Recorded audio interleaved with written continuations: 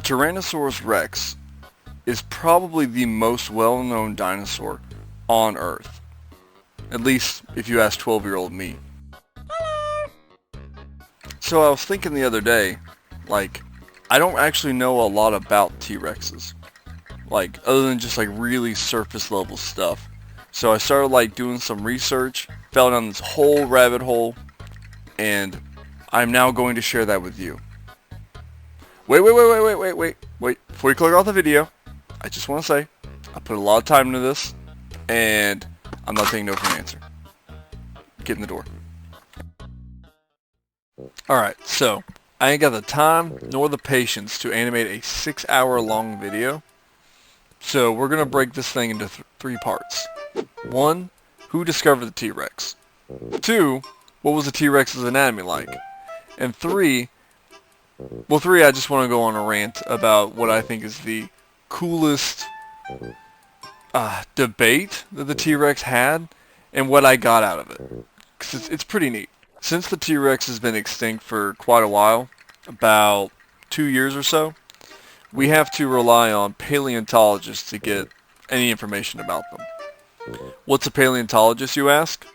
A rock nerd who loves fossils. What's a fossil, you ask? A bone that gets slowly turned into rock. What's a bone, you ask? Now's not the time for jokes. So, quick thing. I'm going to introduce the discoverers. Going to do this cool camera pan, and I'm going to walk on the other side of the room. I have not figured out how to do a walking animation yet, so if you could just keep the camera above the waist, I would really appreciate that. Thank you. So the T-Rex has hundreds of rock nerds who have come together with all their finds to just compile as much information about them as possible.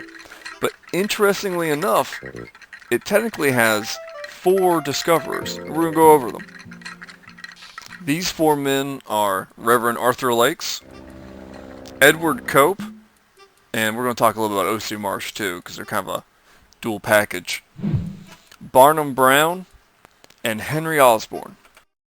Starting with the good Reverend Arthur Lakes, he's what many people would consider the total package. Or as the kids say, he's the GOAT for real, for real.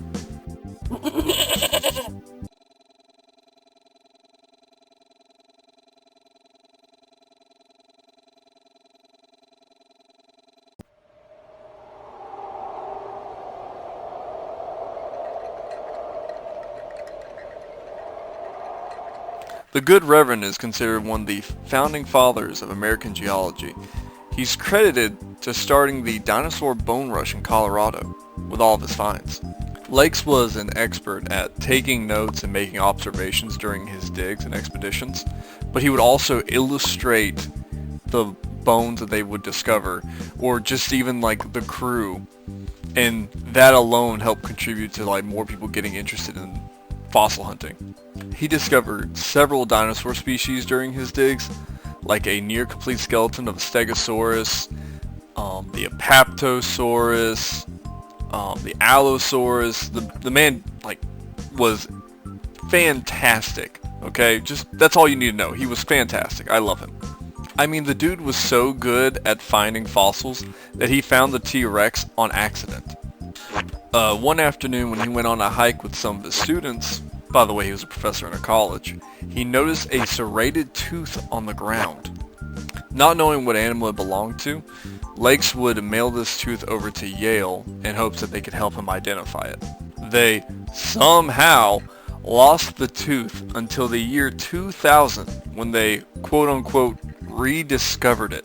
It was then that Yale confirmed that the find was in fact the first ever T-Rex tooth ever discovered. Great job, guys. Fantastic timing. Now, for every Arthur Lake, you're bound to run into a few Edward Copes. You see, Lakes being the absolute Chad that he was, the GOAT, if you will, he would often work with other rock nerds and help them with their digging sites or identifying fossils. Well, 2 of those nerds was Edward Cope and O.C. Marsh. To say Cope and Marsh hated each other would be a huge understatement. Like, these two guys lived to see the other one fail in everything. These two would start what has been known as the Bone Wars, which sounds really cool on paper, but in reality it's just two grown men acting like high school girls. They were both obsessed with discovering and naming as many dinosaurs as they could to outbeat the other one, which on its own is not a bad thing, it's just the way they went about it. Since they were just after how many more they could find than the other guy, they would constantly misidentify bones, make up dinosaurs that didn't even exist, and even try to sabotage the other guy just so they could get ahead. Out of pure pettiness, they would bribe mining companies so that they would only contact them if they found anything. They would sneak into each other's excavation sites and steal bones when the other one wasn't around. And in some instances, they would even destroy dinosaur bones. One time, their two excavation sites were right next to each other, so they both told their digging crew to stop digging and start throwing rocks at the other side. Like, these were new levels of pettiness. One day, while Cope was crawling around the desert, most likely looking for a large enough rock to throw at Marsh's head, he discovered two fossilized vertebrae. Now, most researchers would find this and be like, wow, okay, let me take my time, let me do some research, talk to some experts, and see what I have here. But no, not Cope. He immediately misidentified it as belonging to the Ceratopsidae family, or Triceratops, called it a day, threw it in a box, and pat himself on the back. This was in 1892. It wasn't until 1917 when Henry Osborn noted that they had very strong similarities to other T-Rex vertebrae that was discovered. Like Arthur Lakes, you know, he got messed up by Yale misplacing his fossil. Like, if Cope just took his time, he could have been credited for finding the T-Rex. But nope. Had to sound smart, I guess. I don't even know, man. It's crazy. And honestly, there's so much more I could go into about the Bone Wars, and that could be a video in and of itself. But in all honesty, there's so much that doesn't even pertain to T-Rexes that they did, and it's just insane. Finally, the T-Rex was officially discovered by Barnum Mr. Bones Brown in the year 1900 when he unearthed a partial skeleton. And fun fact, Brown liked to use TNT during his excavations, and apparently he was pretty good at it, almost like it was an art form. But who knows, maybe it was a full T-Rex skeleton and he just didn't measure out the explosion that well and only found half of it. We're not entirely sure.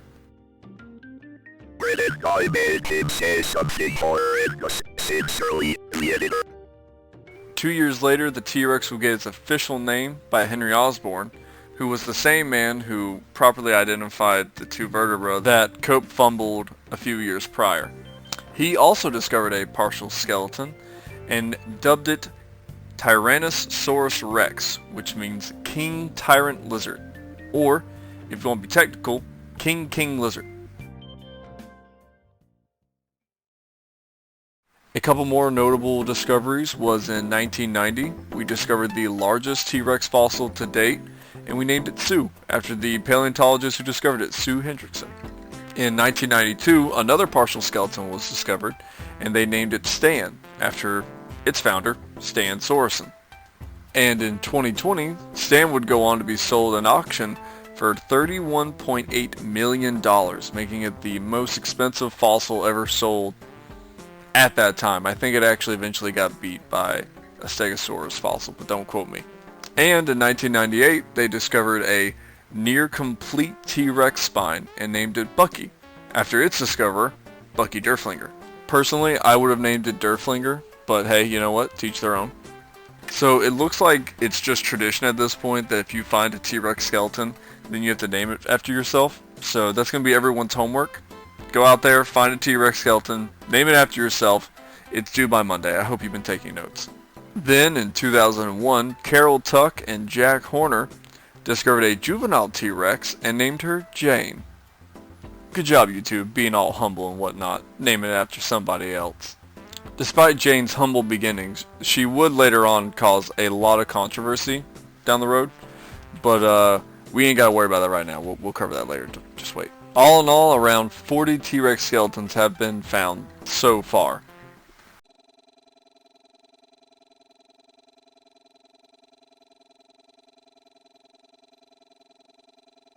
Alright, so now that we got a good chunk of the history of the T-Rex down, we're going to go into its anatomy, which is pretty fun. So since we have such a small sample size of T-Rexes, it's hard to say what was a normal measurement or, you know, whatever. So I'm going to be using Sue as our go-to model for this. So head to tail, Sue was roughly 41 feet long, and from toes to hip, roughly 13 feet tall. And for all my British friends, that's roughly 7 Queen Elizabeths long and 2.5 Queen Elizabeths tall. I understand y'all don't use freedom units, so I'm trying to work with me here, man. I'm trying to help. Sue roughly weighed 8.5 tons, which is 8,500 kilograms. But in freedom units, that would be 56,666 Big Macs. That means if you wanted to order that many Big Macs, Sue would cost you $316,200. Unless inflation caught up. I'm not updating this number every time McDonald's thinks they're worth more than they are. Which I guess is fair if you're ordering that many, but you know what? No, it's not fair. I only order off the dollar menu. Okay, I order a McChicken, a McDouble, and a large drink. That should be like $4 tops. Why is my meal $10, McDonald's? Explain yourself. My brother is Chris. I only make $7.25 an hour. Sorry, getting off track here. But seriously. Alright, getting back on track. We're going to start with the head. More specifically, everyone's favorite part, the jaw. These jaws were so powerful that they could deliver a bite force anywhere between 185,000 to 235,000 newtons. Hi, it's me, the editor. Most sources say that the T-Rex actually has a bite force around 35,000 to 60,000 newtons per bite. Just to put that in perspective, lions have a bite force of roughly 4,450 newtons. Nile crocodiles have a bite force of roughly 22,000 newtons. And humans have a bite force of around 700 newtons. Now, some people argue that humans have a different bite force, it's greater, it's lower, by calculating each individual tooth, and listen man, I ain't doing that, alright? If I do it for humans, I gotta do it for everyone else, so we're not the top of the food chain with bites, okay? We have cell phones, we drink milk, you get what you get, alright? The teeth of the T-Rex, like most animals, were specialized for different roles depending on where they were in the mouth. The front teeth were more for tearing their prey, or their meal, depending on who you ask. The middle teeth had serrations in them, like a knife, and that was used to cut flesh. And the teeth in the back were huge, and were more for crushing force. And some researchers described them as, and I quote, dangerous bananas. So yeah. The teeth also showed uniform degradation throughout them, which most likely means that T-Rexes had lips. So with animals like the Nile crocodile, their teeth are exposed on the outside, so the outside of the tooth degrades way quicker than the inside of the tooth. So using that as an example, we can assume that there was some covering over the teeth. And what covers teeth? That's right, lips, baby. The T-Rex had lips most likely, which means they could kiss you. Oh, actually no, okay, obviously they couldn't kiss you because they're dead, but it's not impossible that they kissed something, alright? I mean shoot, if they have lips, it's not impossible that T-Rexes could have kiss-fed their babies. This is nothing I've read, this is just me going off. But before we leave their head, the T-Rex brain was roughly 350 grams in weight, or about the weight of a can of soup or a human heart. So if you have either of those on you, I'm not judging, that's the reference. And this brain size is fairly large compared to other dinosaurs at the time. So some researchers have made the assumption that the T-Rex was an intelligent creature, perhaps as smart as a baboon. That's a pretty bold claim. I personally would not subscribe to that. I think that if they were hunters, then they would have to be more intelligent, obviously. Wolves are smarter than cows because wolves have to hunt the cows. But again, it's just impossible to tell. I mean, look at koalas. Their their brains are several times larger than a bee, but a bee can learn tricks and navigation and all that stuff, and a koala can't eat leaves off a plate. So, brain size does not always mean intelligence, but hey. Moving down the body, the T-Rex's head was supported by a powerful neck muscle, which, I mean, you needed a powerful neck muscle to hold that gargantuan head. Daggum, man, look at it. Past the neck, the T-Rex surprisingly had pretty brittle ribs. It's not super uncommon to find skeletons with fractured ribs, healed ribs, so it seems like the T-Rex did not have the strongest rib system. Because of how fragile their ribs appeared to be, it's assumed by most scientists that T-Rexes did not lay down when they slept in fear of like damaging their ribs with their just sheer amount of their weight. The second most talked about feature on T-Rexes is probably their extremely tiny arms, and there's a lot of like fun theories as to why they had them. Some researchers theorize that maybe they were actually tiny wings and they had feathers that were used for mating or communications, very similar to modern day ostriches. They definitely would not fly with them. That ain't happening. Some researchers speculate that maybe they were used as weapons to slash at prey that were extremely close to them, or perhaps they were used to ward off other T-Rexes during like feeding frenzies that were very extremely close to them. Or my personal favorite theory, they did nothing. The T-Rex was so reliant on its powerful jaw muscles and strong hind legs that the arms were just becoming vestigial and eventually would have been gone. I personally don't agree with them like using their arms as weapons, because I mean we literally just went over like how amazing their jaw and teeth are, you know? Like, why would you use little toothpick arms when you have a bite force of roughly 200,000 newtons? It just doesn't seem necessary to me. Like, if you're close enough to claw somebody with these things, then you're way close enough to just bite them in half. Like, who cares? Moving on down, unlike the ribs, the pelvic bone was extremely thick and dense, and a lot of researchers believe that they actually used it to sit instead of laying down, like on their ribs. This piece right here especially is known as the pubic boot, and it acted like a tripod so that when the T-Rex would crouch down, it could rest on it and protect those delicate ribs while also, relaxing. Moving down, the T-Rex had some powerful thunder thighs, which most likely helped it catch up to its prey and even tear it apart if need be. And even though they had these like powerful legs, we're still not entirely sure how fast they could run. It's kind of like a big debate in the scientific community. I mean, it's also a big debate in the Hollywood community because Rexy in Jurassic Park 1 was able to chase down a Jeep, but then Rexy in Jurassic World 1 couldn't even run more than like 5 miles per hour chasing a woman in high heels. So, who knows, man? Who knows?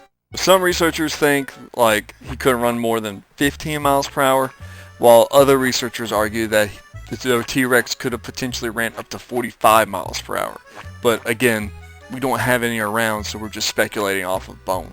But me personally, I think we really need to figure this out, because if we do bring these guys back in like a Jurassic Park kind of setting, and they inevitably get out, I need to know, should I try to run away or accept my fate?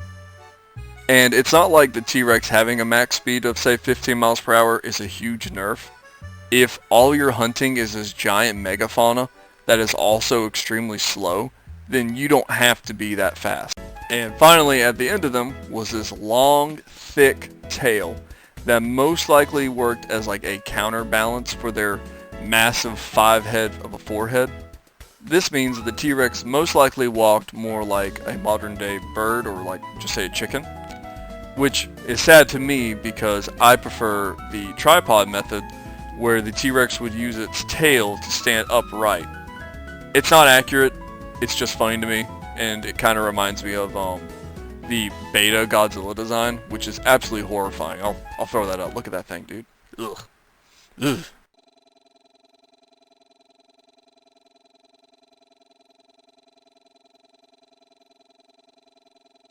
So y'all remember in the beginning of the video, I said there was 3 things I want to talk about: the history, the anatomy, and one final thing? Well, this is the final thing. I was originally going to go over all these different debates and theories that people had about the T-Rex, but the more I did research, the more I came across the Jane debate. And the Jane debate changed how I looked at paleontology completely. So I was like, you know what, let me just focus on this one. You know, that way I'm not just like doing it injustice. So if you remember when we were talking about the skeletons that were discovered, Jane was discovered and was identified as a juvenile T-Rex. The researchers looked at the different teeth placements, they looked at the different number of bones, the different structures, and they said, hey, maybe T-Rex's bodies just change as they get older. And you think about it, this makes sense. I mean, human children have double the teeth of adults and have more bones than adults, so it makes sense that as the T-Rex would age, its body would change. However, other researchers pointed out how the T-Rex didn't really have any small or medium-sized predators in its ecosystem.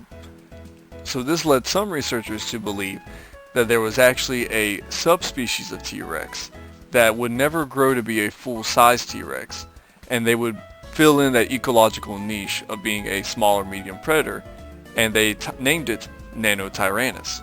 If you subscribe to this theory, then Jane is not a juvenile T-Rex, but instead she is a Nanotyrannus, and she may have been fully grown. Now, this theory doesn't have as nearly as much backing as it did a few years ago. Many paleontologists just kind of believe that Jane is a juvenile and not a Nanotyrannus, but it's still cool to think about if you know, like just given an animal's bones. We know nothing about its muscle density, its fat placement, its skin, its camouflage, feathers, hair, all this stuff is gone. We could have several different species of T-Rexes that all had different like adaptations for their area, but we just all assume that they're the same species because we're only looking at their bones. Think of like a zebra skeleton compared to a horse's skeleton. In 2,000 years, 20,000 years, a million years, when paleontologists look at these, they may just assume that a zebra, a donkey, a mule, and a horse were all just the same species. And this isn't like the first time, you know, this has been discussed in paleontology. Recently, it was talked about whether or not Triceratops even exist, and that Triceratops may actually just be a juvenile of a completely different species. I mean, yeah, we have been lucky to find over 40 T-Rex skeletons, but in the grand scheme of things, that's extremely low. Like, we're assuming so much off of these dinosaurs or these specimens that we could be completely wrong, and that's part of the fun. Also, a little bit of a side tangent, but one of the articles I read about the Nanotyrannus, titled Huntera, had one of the goofiest depictions of a T-Rex I've ever seen. Like, look at this thing. This is equal parts horrifying and equal parts goofy. I love it. Keep it away from me.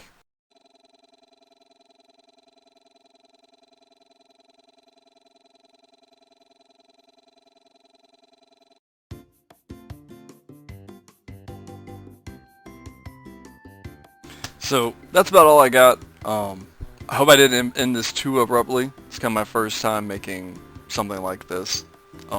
Obviously, I could keep going on about different things about the T-Rex, like the debate on whether or not it had feathers, the debate on how big it was, how much fat it would have had. The list just goes on and on, but at some point I gotta cut a line somewhere because I have to like actually animate this as well. I think like half the fun when it comes to research into these extinct animals is we just don't know. And it's fun to theorize like what they look like, you know, like how they act, you know, just throw things at a wall and see what sticks. I mean, there is one way that we can figure out everything we need to know about the T-Rexes, you know. You know. Come on, it'd be fun. Bring back some dinosaurs, make 3 really good movies, 3 okay movies, some bad TV shows. It's gonna be fun. It'll be fun. Come on, let's do it. I mean, real talk, if they did make Jurassic Park into a real thing, I would go. I would change my entire life so that I could work with dinosaurs, even if it was just shoveling crap all day. 100%. I would be one of the researchers that died like the first like 2 minutes of the movie. Until we get to that point, we're just going to settle with rock nerds yelling at each other, and I'm okay with that for now. But I hope you enjoyed the video. I hope you learned something. I know I definitely left some stuff out. I may have said some things you didn't agree with. I am 100% wrong on something in this video. So if there's like a T-Rex fact you like or something I forgot to address, please let me know in the comments. I love learning new things. I don't really have a solid direction that I want to go with my channel. Obviously I'm going to keep posting Let's Plays from when I stream, but I don't think I'm only going to make animations about dinosaurs. I want to work on my animations more. I like to learn new things, so I don't know, stay tuned, we'll figure out what we got, you know. But until then, thank you for watching. Please be safe. Jesus loves you. Drink plenty of water. Matter of fact, everyone's homework until my next animated video gets posted is to drink 2 more glasses of water a day. Alright? That's your homework. You better do it. And I will see y'all later. Bye guys.